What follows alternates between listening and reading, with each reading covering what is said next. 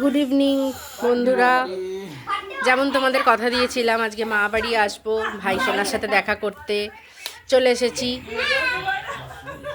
দাঁড়াও তোমাদের বার্থডে বয়কে দেখাই। এই যে ওখানে বার্থডে বয় আরেকজনের সাথে গল্প করছে। এই যে বার্থডে বয় কি করছে এরা? Birthday boy hello.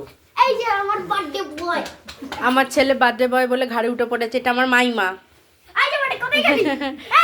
আচ্ছা আচ্ছা, সবাই তো বুঝতে পারে না কি করবে ফোনেতে, তাই কথা বলতে পারছে না। এটা আমার মাসি আনি, মাসি হয় সম্পর্কে, কিন্তু আমি আনি বলি।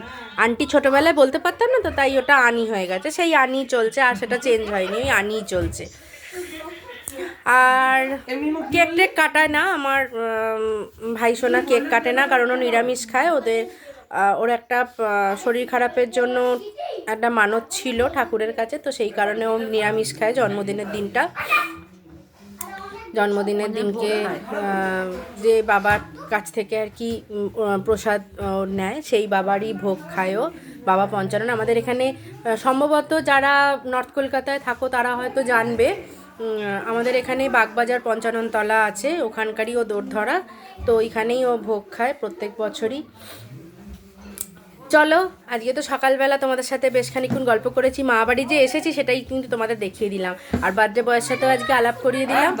চলো আবার পরে কথা বলবো, কালকে একটা নতুন ভিডিওতে তোমাদের সাথে আবার কথা হবে।